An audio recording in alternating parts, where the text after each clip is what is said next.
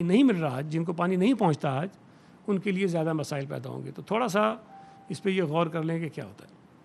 फिर उन्होंने एक बात और की बड़ी दिलचस्प, पीपल्स पार्टी का अजीब कहना है, कहते हैं पंजाब में सूबे बनाओ, सिंध में सूबे नहीं बनाओ। मैं फिर उनसे गुजारिश करूँगा थोड़ा सा मालूमात अपनी दुरुस्त कर लें आप।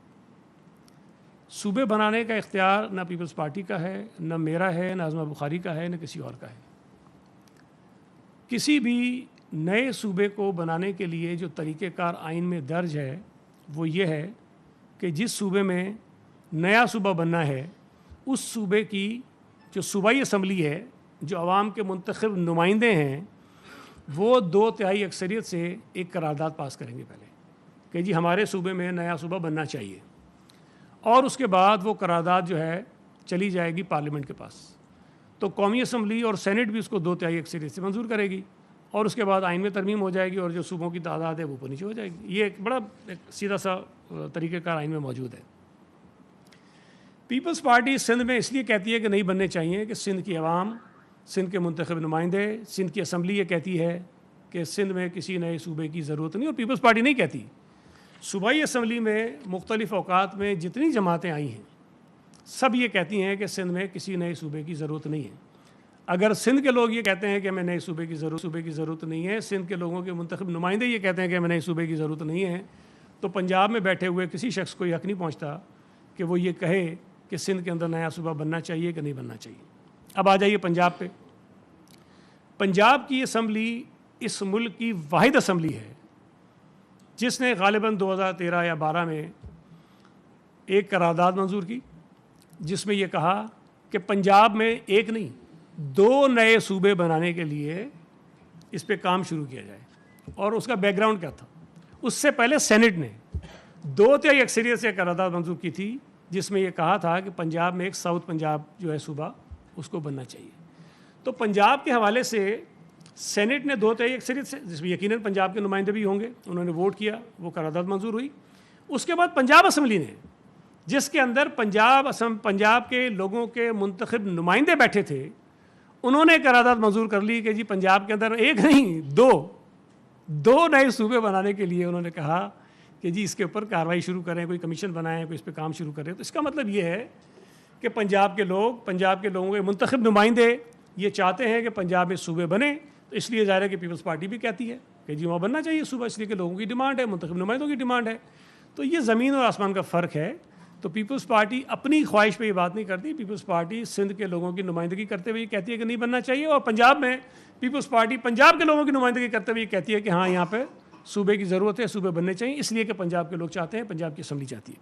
तो ये जब बातें इस तरह की करते हैं बहुत मुझे हैरत और अफसोस होती है। अब वो दूसरी बड़ी दिलचस्प बात ये कह रहे थे कि पीपल्स पार्टी तो जमहूरियत पे जो है ना लेक्चर ना दे। वो पीपल्स पार्टी ना दे तो कौन नूली देगी लेक्चर जमहूरियत पे? इस मुल्क में अगर जमहूरियत पर बात करने का हक़ पीपल्स पार्टी को आप नहीं देना चाहते हैं तो फिर भाई जनरल मुशर्रफ को देंगे, जनरल ज़िया को देंगे, उनके पैदा करदा लीडरों को देंगे। तो मेरा ख़्याल है कि पीपल्स पार्टी की जो क्रेडिबिलिटी है, ख़ास तौर पे जमहूरियत के हवाले से, पार्लियामेंट को मजबूत करने के हवाले से, पार्लियामेंट की बहाली के हवाले से, अवाम के हक़ हाकमियत के हवाले से, उसको नून लीग के किसी सर्टिफिकेट की ज़रूरत नहीं है। हमारी क़यादत ने लोगों के हुकूक़ के लिए, जमहूरियत की बहाली के लिए आमरों से लड़ते हुए अपनी जानें कुर्बान की हैं। शहीद जुल्फ़िकार अली भुट्टो चाहते तो ज़िंदा रहते, ये बातें ढकी छुपी तो नहीं है ना। उस वक्त पता है सबको कि ज़िया-उल-हक़ ने ऑफ़र भी की, बंदे भी भेजे, सब कुछ किया, चाहते तो ज़िंदा रहते। उन्होंने तो कहा कि मैं एक फ़ौजी आमिर के हाथों मरने को तरजीह दूंगा बजाय इसके कि मैं तारीख़ के हाथों मरूं। दूसरी तरफ मियाँ नवाज शरीफ साहब, अल्लाह उनको ज़िंदगी दे, हम नहीं चाहते हैं कि वो उनकी जान इस तरह जाए, लेकिन तारीख़ में वो भी अपना नाम इस तरह लिखवा सकते थे। लेकिन जब उन पर मुश्किल पड़ी, 10 साल का मुआहदा किया, आराम से मुल्क से चले गए और फिर 10 मुआहदे पर पाबंद भी रहे, कारबंद भी रहे, और वो 10 साल पूरे होने के बाद वो वापस पाकिस्तान आए और वापस सियासत में हिस्सा लिया। पीपल्स पार्टी ने आज तक जितने इंतखाबात हुए हैं किसी इंतखाबात में धांधली के ज़रिए इक़्तिदार हासिल नहीं किया। दूसरी जानिब मुस्लिम लीग नून ने जितने इक़्तिदार हासिल किए हैं वो धांधली के बग़ैर हासिल नहीं किए हैं। 85 का इलेक्शन ज़ाहिर है, उसको मैं तो काउंट ही नहीं करता हूँ, वो तो जो हुआ आपको सबको पता है। जुनेजो साहब बने, उसके ख़िलाफ़ साजिश किसने की? नवाज शरीफ साहब ने की। 88 का इलेक्शन हुआ, पीपल्स पार्टी अताब में रही, धांधली का शिकार बनी और बेनिफिशरी कौन था? PMLN थी, नवाज शरीफ था। 90 के इंतखाबात हुए, पीपल्स पार्टी धांधली का शिकार थी, फ़ायदा किसको हुआ? किसको पहुंचाया गया? नवाज शरीफ को पहुंचाया गया।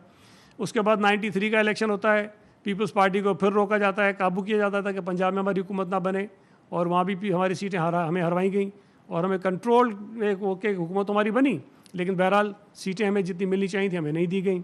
उसके बाद 96 का इलेक्शन होता है, 97 का शायद, उसमें पीपल्स पार्टी के साथ क्या हुआ? 16-17 सीटों पे आ गए। बेनिफिशरी कौन था? नवाज शरीफ बेनिफिशरी था। उसके बाद 2002 में ज़ाहिर है कि ये मुल्क से बाहर बैठे थे, आए नहीं हुकूमत में, इन्होंने इलेक्शन नहीं लड़े, पीपल्स पार्टी इलेक्शन लड़ी और उसमें ज़ाहिर है कि जो आने थे वो जमात आ गई थी। 2008, ये बड़ी दिलचस्प बात है, 2008 में पीपल्स पार्टी की हुकूमत बनी, लेकिन 2008 के इंतखाबात में भी धांधली करके ख़ासतौर पर पंजाब में नून लीग को सीटें दिलवाई गई मुशर्रफ के दौर में, और उसकी भी वजह ये थी कि पीपल्स पार्टी को वाज़ेह अक्सरियत ना मिले और नून लीग को सीटें दे दो ताकि ये आपस में लड़ाइयाँ हो जाएं। पीपल्स पार्टी ने उस धांधली को भी बर्दाश्त किया। पीपल्स पार्टी ने जब ये सारे नवाज शरीफ साहब ने APDM जो बनी थी पूरी, उन्होंने इत्तफाक कर लिया कि इंतखाबात का बाइकआउट करना है। उन्होंने तय कर लिया था कि बाइकआउट करना है सबको, बशमूल नवाज शरीफ के। आसिफ अली जरदारी साहब ने इनको कायल किया कि बाइकआउट मत करो, इंतखाबात में हिस्सा लो। अगर ये ना लेते इंतखाबात में हिस्सा तो पीपल्स पार्टी तो पता नहीं कितनी सीटें लेके बैठी होती। हमने इनको कहा कि इंतखाबात में हिस्सा लो, हम इनको हाथ पकड़ के दोबारा असम्बली में लाए, हम इनको दोबारा जबूरी रास्ते पर लाए, हम दोबारा इनको इंतखाबात में लाए और हमने इनको इंतखाबात में लड़ने पर राज़ी कराया। उसके बाद भी बेनिफिशरी ये थे चूँकि इनको सीटें दी गई। उसके बाद 2013 के इंतखाबात होते हैं, कौन बेनिफिशरी था? RTS बिठाया गया, किसको जितवाया गया? ये जीते। अब 2024 में जो इंतखाबात हुए, ये जितना कह लें, जितनी मर्जी ये कह लें, ये सबको पता है, बच्चे बच्चे को पता है कि नून लीग इंतखाबात में बुरी तरह से आ रही है। नून लीग नहीं आ रही है, नवाज शरीफ आ रहा है, अपनी सीट पे आ रहा है। शहबाज शरीफ आ रहा है, अपनी सीट पे आ रहा है। मरियम नवाज आ रही है, अपनी सीट पे आ रही है। हम पे इल्ज़ाम लगाते हैं, वो कहते हैं जी पीपल्स पार्टी धांधली धांधली धांधली। भाई मुझे एक बात बता दो, सूबा सिंध में जो इंतखाबात हुए हैं उसमें कितनी सीटों पर ये एलिगेशन है कि जी कोई हम फॉर्म 47 से जीते हैं? क्या बिलावल भुट्टो जरदारी साहब की सीट पर इल्ज़ाम है? क्या आसिफ अली जरदारी साहब की सीट पर इल्ज़ाम ये था? क्या फरियाल टालपुर साहिबा की सीट पर इल्ज़ाम है? क्या मुराद अली शाह साहब की सीट पर इल्ज़ाम है? किसी के ऊपर ये इल्ज़ाम नहीं है। हम सब लोगों के वोट लेकर मुंतखब हुए हैं।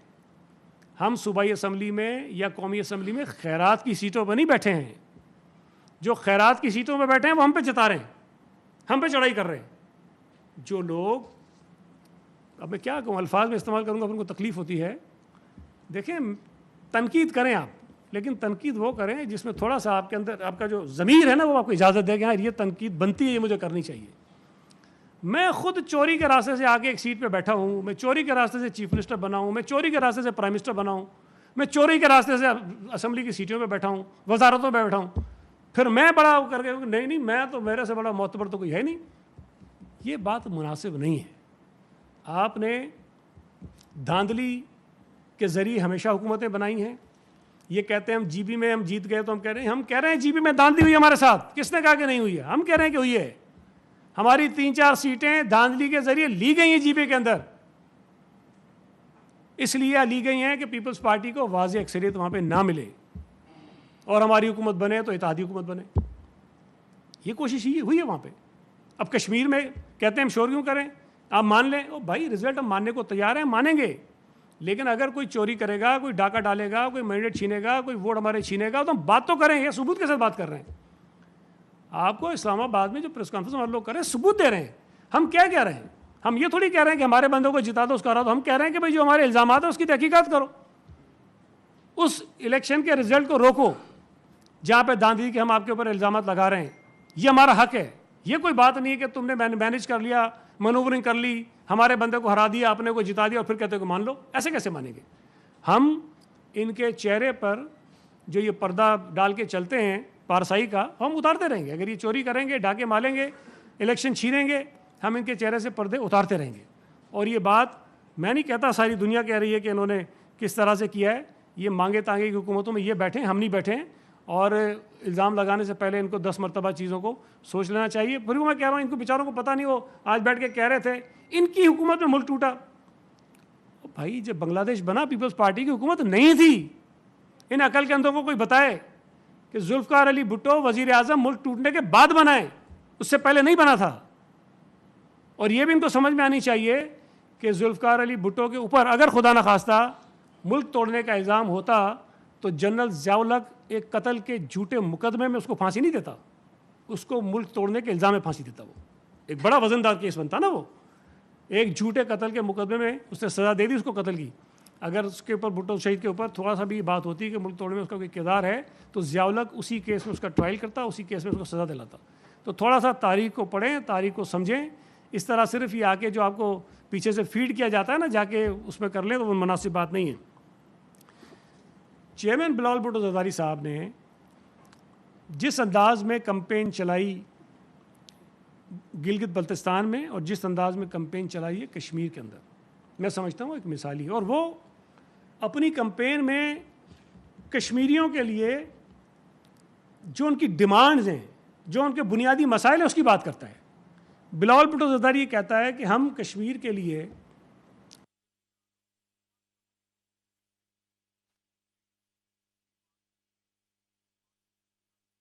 दूसरी तरफ क्या होता है, हम आपको 10 बसें दे रहे हैं, हम आपको ये मोबाइल अस्पताल जो हैं वो ला के देंगे, और हम आपके वज़ीर आज़म बनेंगे। एक तरफ ये तकारीर हैं, ये ख्वाहिशात हैं, ये उनको ललचाने की कोशिशें हो रही हैं।